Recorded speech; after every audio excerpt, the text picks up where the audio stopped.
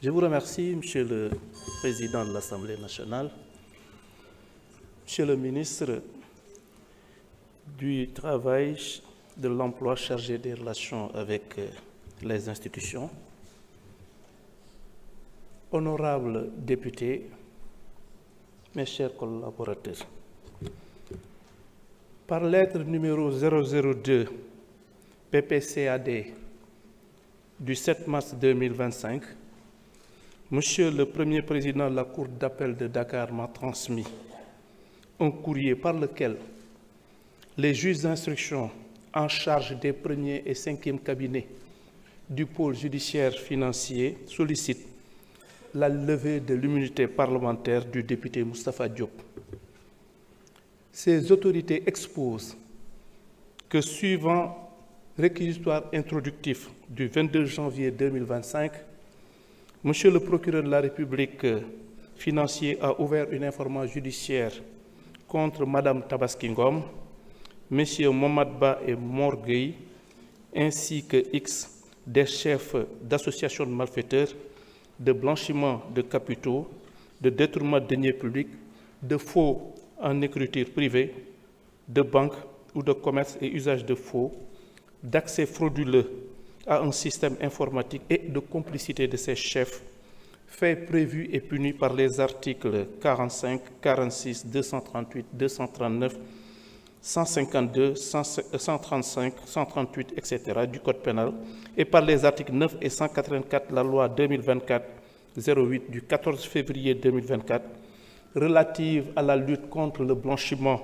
de capitaux, le financement du terrorisme et la prolifération des armes de destruction massive. Les magistrats instructeurs ont estimé, après analyse du dossier, devoir demander la levée de l'immunité parlementaire du député Moustapha Diop. En effet, au terme de l'article 61 de la Constitution, aucun membre de l'Assemblée nationale ne peut, pendant la durée des sessions, être poursuivi ou arrêté en matière criminelle ou correctionnelle qu'avec l'autorisation de l'Assemblée nationale. Le membre de l'Assemblée nationale ne peut, hors session, être arrêté qu'avec l'autorisation de l'Assemblée nationale, sauf en cas de crime ou de délit flagrant ou de condamnation pénale définitive.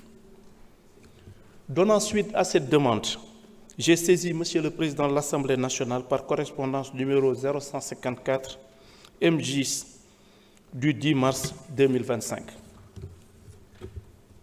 S'agissant de la levée de l'immunité parlementaire d'un député, je voudrais rappeler que cette procédure est régie par les dispositions des articles 61 de la Constitution et 52 du règlement intérieur de l'Assemblée nationale.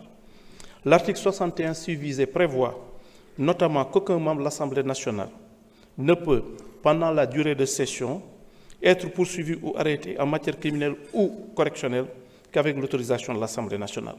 Quant au règlement intérieur précité, il dispose en son article 52 qu'il est constitué pour chaque demande de levée de l'immunité parlementaire d'un député ou pour chaque demande de suspension de poursuite déjà engagée, une commission ad hoc de 11 membres nommés selon la procédure prévue à l'article 34.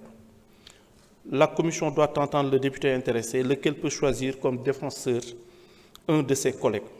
Lors des débats ouverts par l'Assemblée nationale en séance plénière sur les questions d'immunité, peuvent seuls prendre la parole le président, le rapporteur de la commission, le gouvernement, le député ou son défenseur et un orateur contre.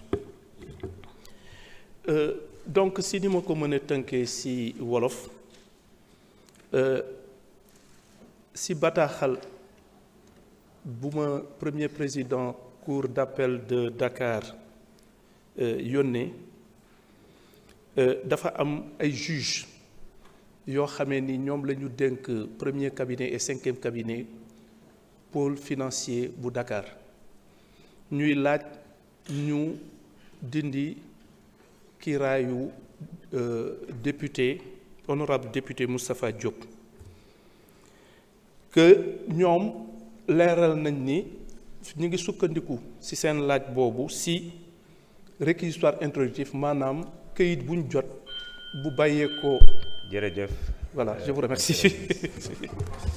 Merci. Merci beaucoup, monsieur le